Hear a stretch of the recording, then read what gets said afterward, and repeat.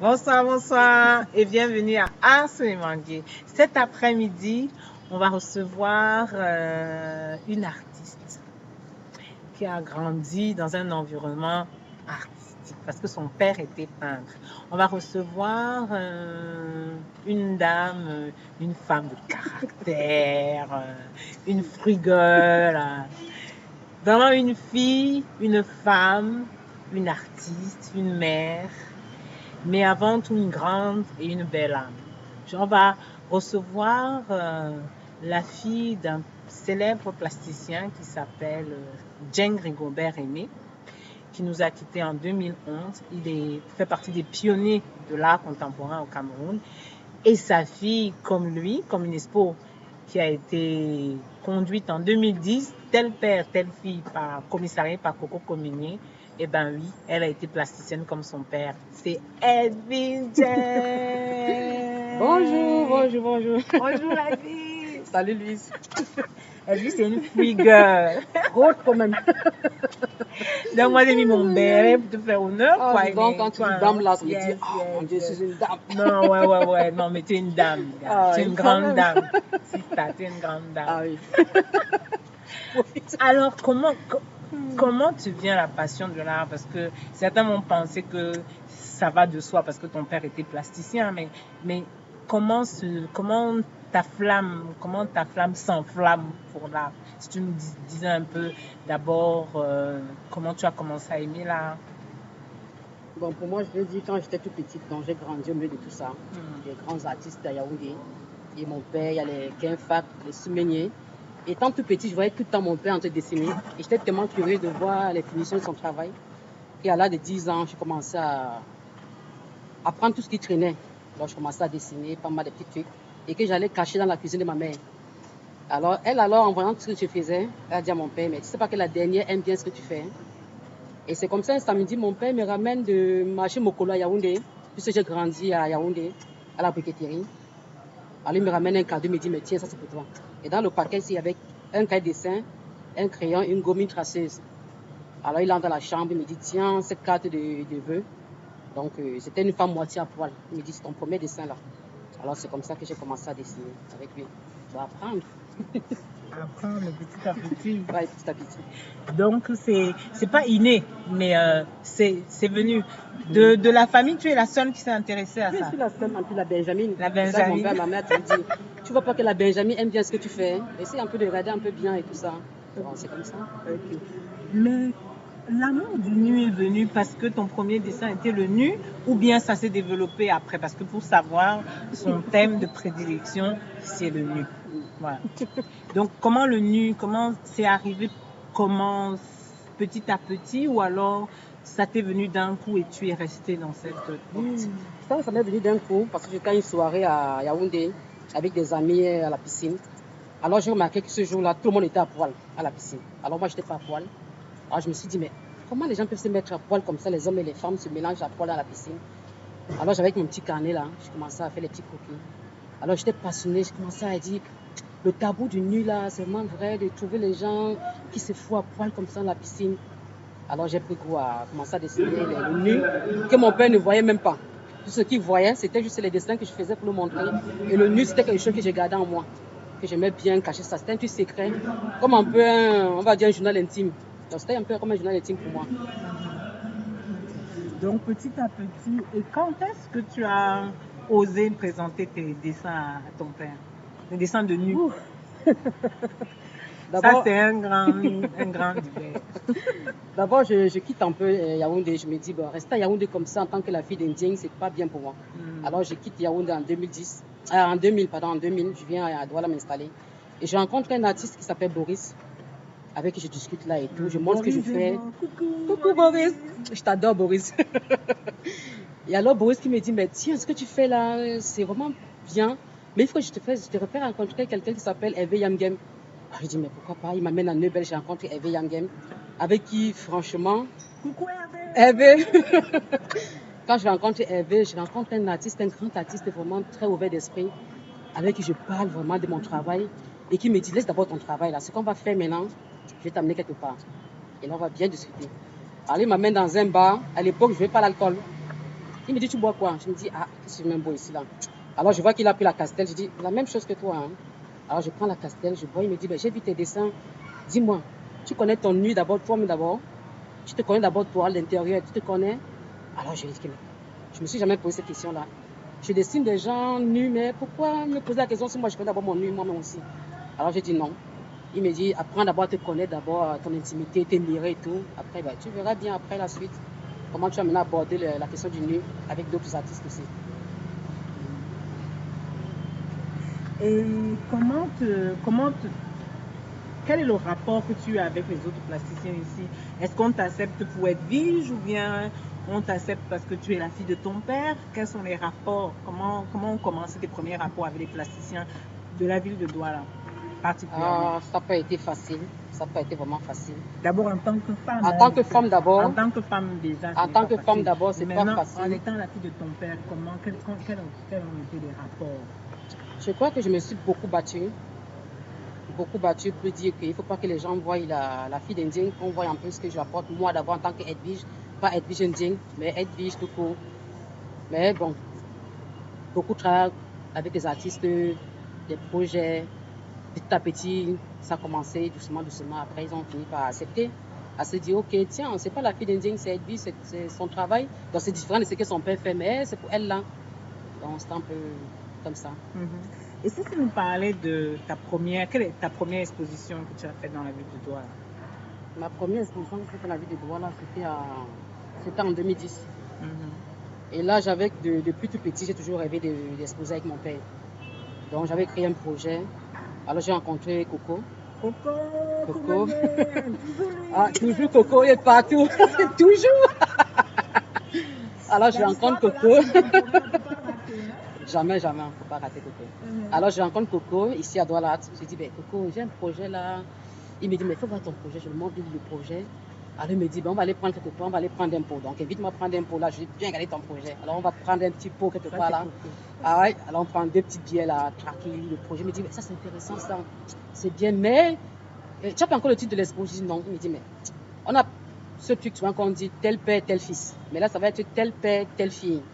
Alors c'est ça le titre de l'expo. Donc, après maintenant, donc l'expo s'est bien passée. Mais dommage, pendant cette expo-là, j'étais très contente, mais un peu triste parce que mon père n'était pas là. Il était là souffrant, il ne peut pas se déplacer, il était vraiment un peu malade déjà. Donc une expo qui était super, vraiment bien, que j'ai beaucoup remercié Coco après. C'était la suite vraiment, après, tout s'est enchaîné et c'était vraiment très beau après. Donc pendant cette exposition, il y avait des œuvres? Il y avait oui, si, il y avait mes œuvres. C'était la galerie Coco en 2010. Ça fait waouh! Ça fait un bail ça, hein? Ça va vite. Nous sommes en 2017 là.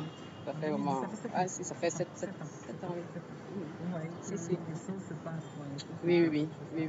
Et après, voilà ta collaboration avec Douala. Oui. Dans les différents sud, pas mal de projets avec les expatriés aussi. Avec Gwen. Bon, vraiment plein d'artistes qui viennent du Canada, de la France, de la Belgique. Il y avait Dounia aussi. Vraiment, il y a une Dounia que j'apprécie beaucoup. C'est une artiste qui s'appelle Dounia, qui vit en Suisse, que j'aime beaucoup, avec elle vraiment, qui me dit un jour au téléphone, elle dit, je vais au Cameroun. J'aimerais que tu participes à un projet. Il y a 5 artistes sélectionnés pour ce projet-là, donc tu viendras à Bonendale. Alors pour moi, je me suis dit, venir à Bonendale pour un résident de 5 jours, qu'est-ce que je vais présenter? Parce que chaque artiste devait présenter son travail avec des recherches. Et moi, je me dis, bah, avec mon nu, alors que je pouvais bien présenter.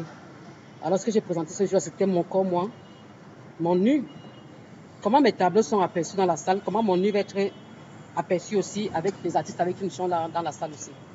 Donc, cette expérience m'a vraiment fait une performance.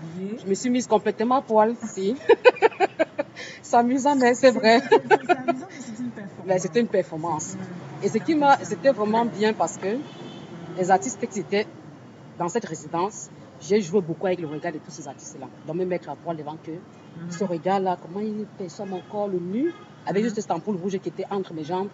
Donc, c'était quelque chose de très, très magnifique et de très beau, qui a vraiment fait le buzz, comme on dit. Oui, mais tu sais, maintenant, quelle est ta position par rapport à en tant que femme? Parce qu'il faut dire aussi qu'elle est mère. Parce qu'elle n'est pas qu'artiste, elle est mère d'un fils, d'un grand garçon. Bah oui. Raoul, je t'adore, mon bébé. Je t'aime beaucoup, tu m'habilles. Voilà. C'est ma vie. C'est ça, elle est une artiste, mais elle est une femme pleine. C'est-à-dire une femme, c'est-à-dire qu'elle est mère, elle est artiste, certes.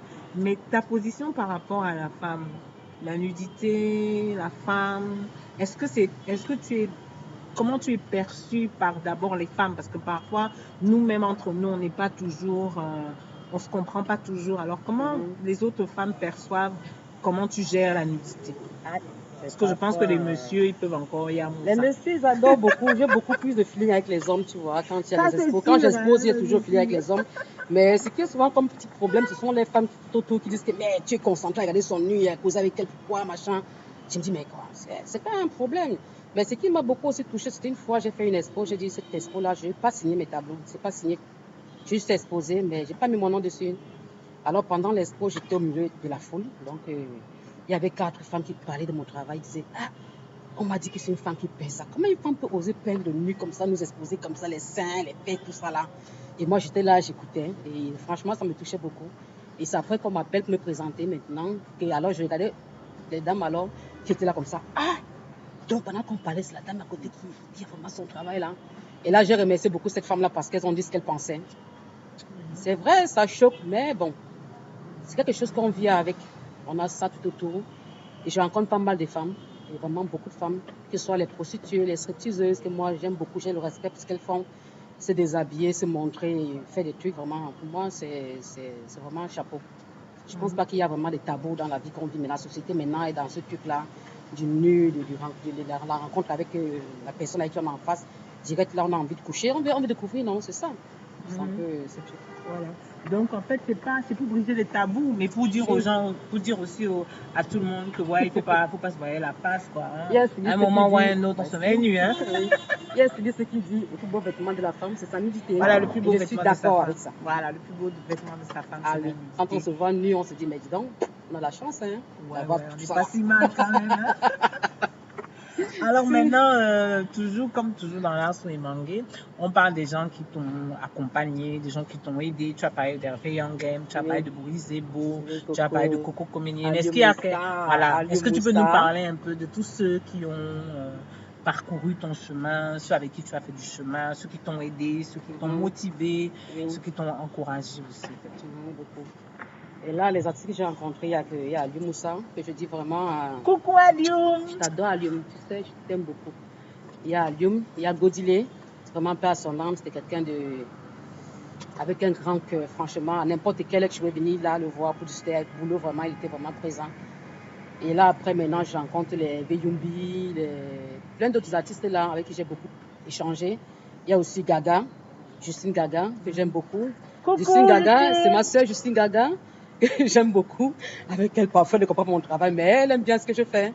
Et franchement, c'est super de me dire vraiment on apprécie ce que je fais à Douala, pas en tant que la fille, mais en tant qu'Edwige, c'est tout moi là. Et ta relation avec Douala avec Didi, ma copine, parce qu'il y a eu l'exposition qui a été en cours il y a 2 ans. Il y a 2 ans, oui. Il y a 2 ans, oui. L'art des pionniers, qui est une très belle expo. Tu peux nous parler aussi, on va encore revenir à ton père, les gens ont dit. Mais on ne peut pas parler du père sans parler de la fille, on peut parler de la fille sans parler du père. On parle aussi de ton père, non? Ben oui, ça c'est clair. Voilà, si le père n'avait pas été resté, lui, il devait être là. Ah, je serais c'est pas là, hein, mais bon. Ah voilà, c'est tout, hein. Trêve de bavardage. Non, cette expo était une très belle expo. Une très belle expo qui a eu vraiment un très grand succès. Très grand succès. Comment cette collaboration avec Douala Art et voilà. Et si tu nous parles un peu comment cette exposition s'est faite. Oui, mon père arrive ici à Douala en 2007. Il avait un projet avec Annie Kadi, pas son âme. Alors il me dit, écoute, il faut que tu m'accompagnes à une galerie qu'on appelle Douala Art, que tu m'amènes là-bas et que je rencontre la dame, la princesse et tout, et son mari. Alors je l'amène parce que mon père et moi n'avait pas, il y avait quelque chose toujours de très fort, on aimait bien se toucher, s'arrêter. Alors quand j'entre avec mon papa ici là, alors pour marier, je dis mais et puis j'ai ramené le vieux père là où elles sont maintenant avec une fille là ou quoi. Alors c'est quand je présente à Marilyn, mon papa me dit ah donc tu es la fille d'Indien. Je dis mais Marilyn c'est mon papa, il me dit ah ok d'accord c'est bien. Alors avec elle a beaucoup discuté, échangé aussi. Et après maintenant, 2 ans après, Marilyn, la secrétaire de Marilyn qui m'appelle, qui me dit bah Edwige, tu as un billet d'invitation ici. Que Marilyn t'invite pour un dîner chez elle. Alors je viens ici, je vois dans les billets d'invitation avec mon nom. Edwige Nding, mon nom. C'était pas Rigobert Ndiaye Aimé, c'était Edwige Ndiaye. Alors ce billet-là, je crois que je suis allée voir Allume.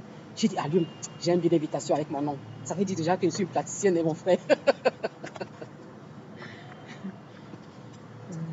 Bon, après, tout s'était enchaîné avec Didier, qui avait un projet déjà avec mon père. Je voulais travailler avec mon père. Donc, quand il est rentré sur Yaoundé, donc c'est moi qui m'occupais de beaucoup de choses pour lui ici à Douala.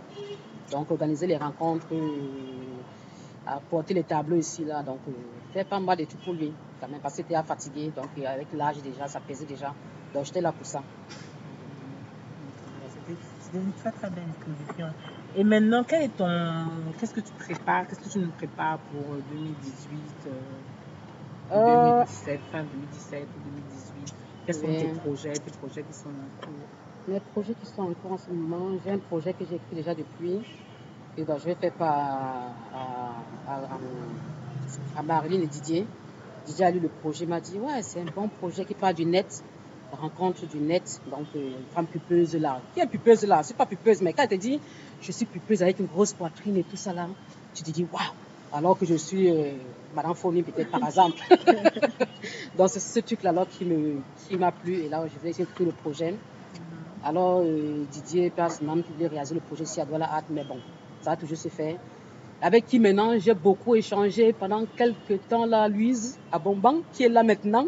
On ne va pas dire que quand on est plasticienne, on va travailler uniquement avec les plasticiens. On peut travailler avec les musiciens, les comédiennes, comme de Weekendo, avec qui j'ai beaucoup travaillé aussi. Bonjour, les Norma, les Charlotte, tout ce monde-là que j'adore beaucoup.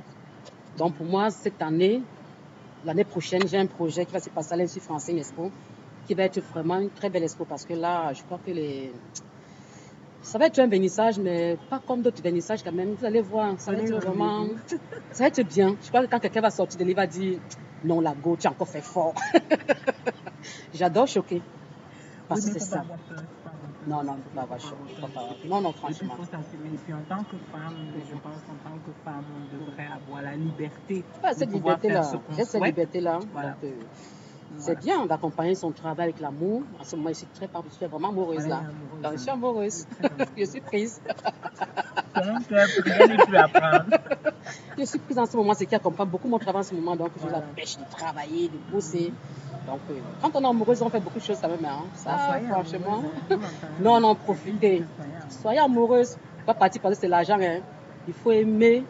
Il faut se donner entièrement. Comme dit ma copine Rose Ngotina. Rose, coucou. Il faut vraiment aimer. Alors, je suis amoureuse. Je profite. Donc, c'est tout. Hein. Voilà. Donc, c'était un plaisir d'être avec toi sur Ars. On retient plusieurs choses, que tu es une femme, une activiste dans l'art, que principalement ton médium, c'est le dessin, c'est la peinture, mais que le thème de prédilection, c'est la nudité. Mais pour toi, la nudité, c'est pour briser le tabou de la nudité et pour dire aux gens, voilà quoi. Comme un peu le travail de l'artiste, la performeuse, Gabriela Badiek. Gabriela, franchement, j'ai suivi son travail pas mal dans le net là et tout. Je dis, mais comment je fais pour rencontrer cette nana-là? Et finalement, Louise, grâce à Louise, que je la rencontre ici, je me dis, franchement, c'est vraiment chapeau. De voir ce truc-là, de montrer son corps et de dire, voilà, c'est tout, on n'a plus rien. Plus son pas, il n'y a rien, on va cacher quoi? Il n'y a rien à cacher. Il n'y a plus rien à cacher dans la vie. Et puis, bientôt, on va marcher à poil, hein, c'est clair ici. Parce que là, maintenant, là où ça va, là, moi, mais je vais foutre à poil bientôt, je crois. Pas maintenant, quand même. Pas maintenant. Mais tout ça, c'est pour dire qu'il faut briser les tabous. Et les tabous peuvent être brisés par les femmes, parce que les femmes donnent la vie. Ça c'est clair. On peut donner le pain, on peut donner le sang. Ça c'est vrai. C'est beau. Donc, ce qu'on va vous dire, c'est partager la vidéo. Liker, partager la vidéo, beaucoup. Partagez la vidéo et dites-vous que l'art contemporain au Cameroun, ce n'est pas que les hommes, c'est les femmes aussi. Les femmes, hein. Voilà, on se bat beaucoup dans ce milieu de la jungle, là, comme dit ma copine du côté de Paris, là, elle me dit, mais comment tu fais pour vivre dans cette jungle? Je me dis, ma copine, c'est toujours là, gars. J'ai enlevé la chatte, j'ai gardé, gars.